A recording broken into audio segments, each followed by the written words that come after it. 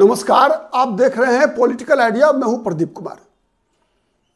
मित्रों, जब जब मैंने कांग्रेस पर कोई चर्चा किया है, कांग्रेस के किसी भी गतिविधि का विश्लेषण करने का प्रयास किया है, आमतौर पर जितने भी पत्रकार होते हैं, जितने भी राजनीतिक विश्लेषक हैं, उनसे मेरा मत कुछ अलग हो जाता है। कई लोगों को लगता है कि भाई आप कह क्या रहे हैं, शायद समझने का प्रयास नहीं करते हैं। मेरा प्रयास होगा आज कि मैं आपके सामने कुछ ऐसे विषय तथ्य आज रखूं जिसके आधार पर मैं कोशिश करूं आपको समझाने का कि कांग्रेस के लिए बिहार में जो वर्तमान में मौका है, इससे बेहतर मौका कांग्रेस को खुद के पैर पे खड़े होने का शायद नहीं मिलेगा। और आपको याद होगा, जो लोग मेरा पहले से मुझे देख रहे हैं, सुन रहे हैं, मैंने चुनाव से पहले भी बताया था, Congress does not have anything to lose in Bihar, only it has to gain, not only in Bihar, rather in some more other states like Uttar Pradesh also. क्योंकि कांग्रेस ने जो खोया क्या है, सबसे पहले यह जानना होगा, तब आप अनुमान लगा सकते हैं ना कि पाना क्या है। तो पाना सीधा है जनाधार, जनता के बीच कांग्रेस की पहुंच, दोबारा कांग्रेस को वापस लाकर कांग्रेस खुद को मजबूत कर सकती है। और इस देश को कांग्रेस की आवश्यकता है, क्योंकि किसी भी स्वस्थ लोकतंत्र में, चूंकि भारत एक संघीय गणराज्य है, भारत कोई राज्यों का समूह नहीं है, भारत एक संघीय गणराज्य है। और संघीय गणराज्य में दो राष्ट्रीय राजनीतिक दलों की नितांत आवश्यकता है, राष्ट्रीय एकता के लिए, राष्ट्र की अखंडता के लिए, राष्ट्र की सुरक्षा के लिए, राजनीति की पवित्रता के लिए नितांत आवश्यकता है। इसीलिए कमजोर कांग्रेस देश हित में नहीं है, कमजोर भाजपा भी देश हित में नहीं है। मैं बता रहा हूं आपको, दोनों जिसके अंदर 19 और 20 का मुकाबला ही नहीं, बल्कि 19.9 और 20.1 का मुकाबला होना चाहिए, तो फिर देश उतना मजबूत होगा जितना ये सत्ता और विपक्ष दोनों के बीच का अंतर कम रहेगा। लेकिन अगर सत्ता एक पक्षीय होगा, विपक्ष कमजोर होगा, तो वो लोकतंत्र के लिए नुकसानदेह है और राष्ट्रहित के लिए तो भयंकर नुकसानदेह है। तो इसीलिए मेरी चिंता, मैं कांग्रेस का न प्रवक्ता हूं, न मैं कांग्रेस का स्टेक होल्डर हूं, न मुझे कुछ कांग्रेस से मिलना है, न मुझे कोई अपेक्षा है। मुझे केवल अपेक्षा अपने दर्शकों से है, जिनकी विश्वसनीयता मेरे लिए ही पूजी होगी। कई लोगों को मेरी बातें समझ में आती है, कई लोगों को कंफ्यूजन होता है, कुछ लोग नहीं समझ पाते, कुछ लोगों को मैं नहीं समझा पाता। यह भी मेरी असफलता है अगर मैं सबको नहीं समझा पाता हूं। और जहां तक मेरा मानना है कि समझाने के लिए कुछ समय लगता है। मेरा अभी इस प्लेटफॉर्म पर उपस्थिति 7-8 महीने की है, शायद यह समय कम होता है समझा पाने के लिए। आने वाले दिनों में मेरा प्रयास होगा कि मैं एक ईमानदार अपने विश्लेषण के माध्यम से अपनी पहचान आपके समक्ष बना सकूं। चलिए, तो आज हम बात कर रहे हैं कि कांग्रेस की मजबूती के लिए इससे बेहतर मौका नहीं मिलेगा। तो इसके पीछे कारण भी है। कारण यह है, जैसा मैंने बताया, कि भारत एक संघीय गणराज्य है, तो राष्ट्रीय राजनीतिक दलों का मजबूत रहना इस देश की एकता, अखंडता, राष्ट्र की सुरक्षा, राष्ट्र के विकास के लिए परमावश्यक है। और क्षेत्रीय ताकतों को बैलेंस्ड रखना होगा। मैं ऐसा नहीं कहता कि उनके पास उनके लिए स्पेस नहीं है, स्पेस उनके लिए भी है। लेकिन कोई भी राष्ट्रीय राजनीतिक दल किसी क्षेत्रीय दल का पिछलग्गू बन जाए या उस पर आश्रित हो जाए, तो फिर राष्ट्रीय राजनीति राज्य आधारित हो जाएगी। मतलब राज्यों की राजनीतिक हित के अनुसार राष्ट्रीय फैसले होंगे, वो देश के लिए खतरनाक होता है। भारत जैसे राज्य के देश के लिए आदर्श स्थिति यह होगा कि राज्यों में भी फैसले राष्ट्रीय राजनीति में राष्ट्रीय हित के अनुसार होने चाहिए। इसीलिए मैंने जब कई बार कहा है कि कांग्रेस की मजबूती ज्यादा आवश्यक है, इसका मतलब यह नहीं होता कि बिहार जैसे राज्य में मैं राष्ट्रीय जनता दल का विरोधी आपको बनाना चाहता हूं। इसका मतलब यह नहीं होता कि मैं कांग्रेस का समर्थक हूं। यही बात जब जदयू और बीजेपी के बीच आएगी तो मैं बीजेपी के लेकिन मैं बीजेपी के पक्ष में बैटिंग नहीं करूंगा, लेकिन मैं बीजेपी के बारे में बताऊंगा कि बीजेपी ऐसे मजबूत हो सकती है। हां, जहां स्पेस की आवश्यकता है कि इन राष्ट्रीय राजनीतिक दलों को कंट्रोल करने के लिए देखिए मैं बताऊं, लोकतंत्र में दो चीजें, चेक एंड बैलेंस महत्वपूर्ण होता है। चेक एंड बैलेंस क्या अंतर पड़ता है समझिए। अगर क्षेत्रीय ताकतों में भी बैलेंस होना चाहिए, राष्ट्रीय राजनीतिक दल और क्षेत्रीय दलों बैलेंस नहीं तो क्या होता है, केंद्रीय नेता क्या करेंगे, नहीं तो अगर राज्य में छत्रप मजबूत नहीं होंगे, राज्यों में छत्रप मजबूत नहीं होंगे, क्षेत्रीय नेतृत्व नहीं होगा, तो राष्ट्रीय राजनीतिक दल मनमानी करेंगे, एकाधिकारवाद होगा और हर 6 महीने पर मुख्यमंत्री बदले जाएंगे। लोकप्रियता के आधार पर राज्यों में नेतृत्व नहीं रहेगा, और नहीं रहेगा तो फिर क्या होगा, तो फिर वही परिस्थिति उत्पन्न होगी जब तेलुगु देशम जैसे राजनीतिक दल का निर्माण होगा। आपकी जानकारी के लिए बताऊं, कई बार जब तेलुगु देशम बनी थी, तो नाम से भी स्पष्ट है ना, ठीक है मैं बता रहा हूं आपको, जब तेलुगु देशम बनी थी, एनटी रामाराव ने बनाया था 80 के दशक में, कई बार कई लोग ये शंका जाहिर करते थे और कई बार संकेत भी निकल कर आता था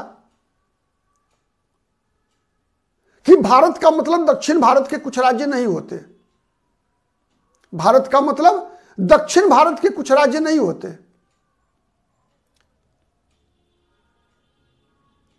बात समझ में आ रहा है, तेलुगु देशम मतलब तेलुगुओं का देश।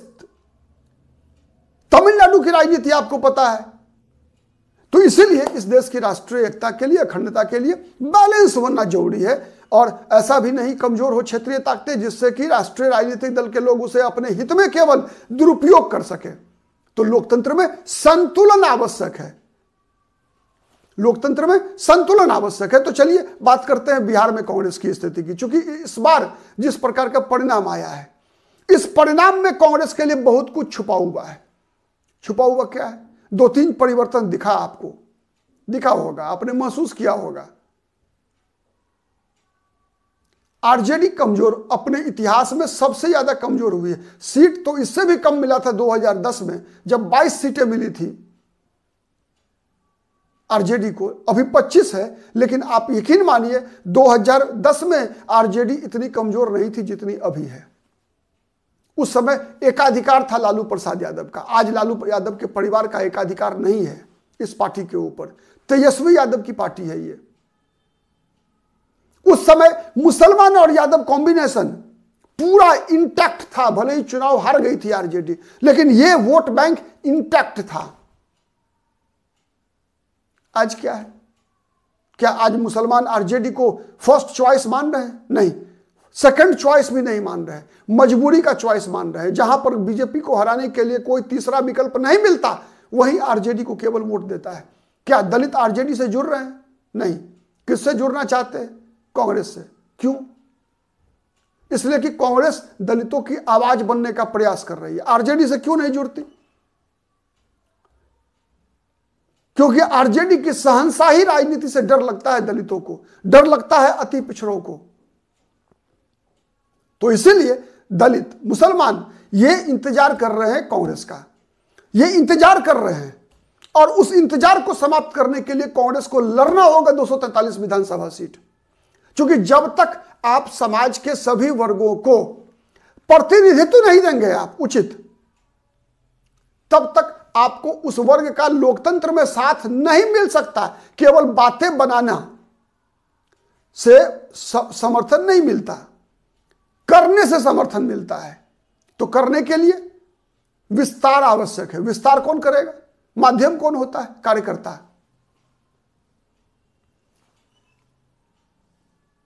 कहा गया है किसी भी संगठन के लिए 4 क की आवश्यकता होती है। ठीक है, सबसे पहले कार्यालय की आवश्यकता होती है, कार्यकर्ता की आवश्यकता होती है, कोष की आवश्यकता होती है, कार्यक्रम की आवश्यकता होती है। तो लगातार कांग्रेस को कार्यक्रम करने होंगे। कार्यालय तो हर जगह है, कोष भी कांग्रेस मैनेज कर सकती है, लेकिन कार्यकर्ता और कार्यक्रम, ये 2 चीजें क्या बिहार के 243 विधानसभा क्षेत्रों में कांग्रेस के पास होगी? और ये कब होगी? कब का कार्यकर्ता बनेंगे लोग? जब कांग्रेस जब तक घोषणा ही नहीं करेगी कि हम 243 पे लड़ेंगे, तब तक क्या हर पंचायत में कांग्रेस के पास कार्यकर्ता होंगे? एक ईमानदार सवाल का जवाब दीजिएगा। अभी चुनाव आयोग का एसआईआर चल रहा था, एसआईआर में बूथ लेवल एजेंट की व्यवस्था थी। क्या कांग्रेस के पास 243 विधानसभा सीट में हर बूथ पर कांग्रेस पार्टी के पास बीएलए हैं? नहीं है। क्यों नहीं है? इसलिए नहीं है कि कांग्रेस पार्टी चुनाव जीतने के लिए 97 के बाद से लगातार आरजेडी पर निर्भर है। तो ऊपर से तो कई बार आपके विधायक जीत गए, 27 सीटें जीत गए आप। 2015 में भी नीतीश कुमार के साथ थे। 19 जीते पिछली बार। क्या अपने बलबूते पे जीता? नहीं जीता। क्यों? नीतीश के बलबूते पे जीता 2015 में, लालू यादव के बूते जीता 15 में और 19 में। अपने बलबूते तो केवल 2010 में 4 एमएलए जीते थे अपने बल पर। यह भी एक बहुत बड़ा लेसन है। 2010 में जब नीतीश कुमार अपनी लोकप्रियता के पराकाष्ठा पर थे, तब भी कांग्रेस पार्टी अपने बलबूते पर लड़कर 4 विधानसभा सीटें जीतने में कामयाब रही थी। इस बार 6 जीती। ये वो 4 ज्यादा बेहतर था कांग्रेस के लिए इन अभी के 6 की तुलना में। आप पूछेंगे क्यों? याद कीजिए आप, वो 4 में कौन कौन थे? वो 4 में जो लोग थे वो कांग्रेस को छोड़ दिए, उसमें से 2 तो मुझे नाम याद आ रहा है। एक डॉक्टर अशोक राम, जिनका बेटा अनिकेत कुमार अभी कांग्रेस छोड़कर जदयू में गए। अशोक राम प्रदेश अध्यक्ष थे कांग्रेस पार्टी के, और वो उनका बेटा अतिरेक कुमार अभी कांग्रेस जदयू से कुशेश्वर स्थान विधानसभा सीट से चुनाव जीतकर एमएलए बना है।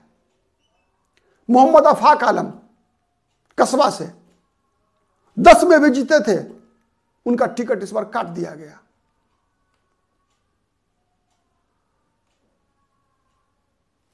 यह कारण है। तो जिन लोगों ने बुरे से बुरे वक्त में आपको जिंदा रखा, खड़ा रखा, उनका साथ छोड़ दिया आपने। तो ऐसे कई कई उदाहरण हैं, ठीक है। और इससे बेहतर मौका नहीं मिलेगा। विपक्ष का जगह खाली है। खाली है, मैं बता रहा हूं क्यों खाली है। आप देख लिए तेजस्वी यादव पारिवारिक कलह से ग्रस्त हो चुके हैं। अभी और बवंडर होने का संकेत निकल कर आ रहा है लालू यादव के परिवार में। अब इससे बेहतर मौका, कहा जाता है एक चीज पता है, कभी भी शून्य नहीं होता, कहीं भी खाली नहीं होता। अगर आज आरजेडी के फेल करते समय अगर कांग्रेस अपने आप को प्रस्तुत नहीं करेगी तो इस उम्मीद मत रहिए कि कोई तीसरा नहीं आएगा। हो सकता है कि आज एनडीए में जितने दल हो ना 5, उन्हीं में से कोई विपक्ष के रूप में संघर्ष करना शुरू कर देगा। यह भी संभव है। तो फिर वो जो विपक्ष का स्पेस है वो स्पेस भी भर जाएगा। और आज कांग्रेस पार्टी के पास बिहार में दोबारा खड़ा करने के लिए कुछ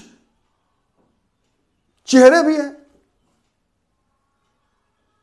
क्या उन नए चेहरों का इस्तेमाल करके कन्हैया कुमार, पप्पू यादव और कई लोग हैं, जिन चेहरों का इस्तेमाल करके क्या कांग्रेस पार्टी बछवाड़ा से चुनाव हार जाने वाला गरीबदास, मुझे लगता है उस व्यक्ति के अंदर क्वालिटी है। चुनाव जीतना हारना अलग विषय, लेकिन एक संघर्ष करने का मादा तो है। कई ऐसे चेहरे हैं, मैं नाम लेकर किसी के पक्ष में माहौल क्रिएट करने का आरोप अपने ऊपर लेना नहीं चाहता, लेकिन कई चेहरे ऐसे हैं जिनका उपयोग करके कांग्रेस पार्टी, जो संकेत निकल कर आ रहा है कि आरजेडी कमजोर होगी, पारिवारिक कलह में, पारिवारिक विवाद में तेजस्वी यादव के नेतृत्व क्षमता पर जिस प्रकार का रवैया तेजस्वी यादव ने अपनाया। अब बताइए, जिस व्यक्ति को मुख्यमंत्री बनना हो वो राहुल गांधी से बात नहीं कर रहा है, इतना अहंकार। जो व्यक्ति मुख्यमंत्री बनना चाहता है वो व्यक्ति मुकेश सहनी से बातचीत नहीं कर रहा है, बल्कि अपने सहयोगी दलों के उम्मीदवारों के खिलाफ ही साजिश कर रहा है। जैसे कि उसके पास संख्या आ गई हो, उम्मीदवार की संख्या को ही उस व्यक्ति ने विधायकों की संख्या मान लिया। तो यह एक बड़ी संकेत निकल कर आया। तो इसीलिए इससे बेहतर मौका, अगर आज महागठबंधन की हार हुई है बिहार में, तो उसका एक बड़ा कारण तेजस्वी यादव की नेतृत्व क्षमता का दिवालियापन है। अपने ही सहयोगी दलों को हराने का प्रयास लगातार तेजस्वी यादव ने किया, और इससे बेहतर मौका कांग्रेस पार्टी के पास नहीं होगा, राहुल गांधी के पास नहीं होगा। आज के लिए इतना ही। बहुत बहुत धन्यवाद।